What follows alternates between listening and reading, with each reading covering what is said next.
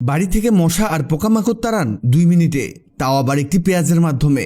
মশার জন্য আর কয়েলের ব্যবহার করতে হবে না। 10 থেকে 15 দিন সহজে মশা তাড়াবে একটি পেঁয়াজ। তো চলুন দেখে নেওয়া যাক কিভাবে এটা বানাতে হয়। এর জন্য আমাদের লাগবে একটি পেঁয়াজ। এখানে আমাদের কাজ হবে এই পেঁয়াজের খোসাটাকে ভালোভাবে ছাড়ানো। দেখুন, আমরা পেঁয়াজের খোসাটিকে ছাড়িয়ে নিয়েছি। এখানে আমাদের কাজ হলো পেঁয়াজের উপরের অংশ এবং নিচের অংশ কেটে দেয়া। দেখুন, আমরা ছুরি দিয়ে এর নিচের অংশ এবং উপরের অংশ কেটে ফেলেছি। এবার পেঁয়াজের উপরের অংশে আমাদের একটা ছিদ্র করতে হবে। আপনি এই কাজটি ছুরির ঠিক উপরের অংশ দিয়ে করে নেবেন। এখানে সবচেয়ে ভালো হয় যদি আপনি বড় সাইজের পেঁয়াজ নেন, এতে এখানে বড় করে ছিদ্র করা যাবে। যত বেশি এখানে গ্যাপ থাকবে ততই ভালো। এটা যত বড় হবে আপনি ততই বেশি দিন এটা দিয়ে মশা তাড়াতে পারবেন। এরপরে লাগবে ন্যাপথালিন। আপনি বাজারে এটা খুব কম দামে পেয়ে যাবেন। এটাকে একটি টিস্যুতে মুড়িয়ে নিয়ে গুঁড়ো করতে হবে। এই দেখুন, আমাদের এটা একেবারে পাউডার হয়ে গেছে। এবার এই পাউডারটাকে আমাদের পেঁয়াজের মধ্যে ঢেলে দিতে হবে। এই দেখুন, এটা দেখা যাচ্ছে। এবার লাগবে সরিষার তেল। এখানে সবচেয়ে ভালো হয় আপনি যদি ঘানি ভাঙা তেলটা এখানে ব্যবহার করতে পারেন। তেল দেয়া হলে ছুরির আগা দিয়ে ভালো করে এটাকে মিশিয়ে নিব। আরেকটি জিনিস এতে অ্যাড করতে হবে, আর তা হলো লবঙ্গ। আমরা এতে 3টি লবঙ্গ অ্যাড করেছি। এটার কাজ শেষ হলে ছোট্ট একটা কাজ আছে, আর এই কাজে লাগবে নিমপাতা। এখানে আমরা গাছের কাঁচা নিমপাতা নিয়েছি। বেস্ট হয় আপনি যদি নিমপাতাগুলোকে রোদে শুকিয়ে এখানে ব্যবহার করেন, তবে সময় না পেলে এই কাঁচা নিমপাতা দিয়েও এই কাজটি করতে পারেন। আমরা নিমপাতাগুলোকে একেবারে ছোট ছোট করে কেটে নিব।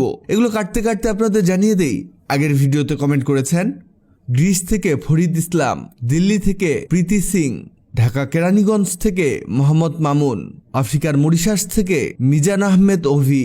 আপনারা যারা কমেন্ট করেছেন আপনাদের ধন্যবাদ। এই দেখুন, আমাদের এগুলোকে আরো ছোট করে নিতে হবে। আমাদের কাজ প্রায় শেষের দিকে। এবার একটু তুলা নিন। এই তুলার মাঝে ফাঁকা করে দিতে হবে, আর এর মধ্যে আমাদের নিমপাতাগুলোকে ঢেলে দিতে হবে। এখানে খুব বেশি নিমপাতা দিতে হবে এমনটা না, এখানে আপনি যতটুকু পারা যায় ঠিক ততটুকুই দিবেন। এবার এটাকে রোল বানাতে হবে। হাত দিয়ে অথবা আঙ্গুল দিয়ে এটাকে এভাবে মুড়িয়ে নিবেন।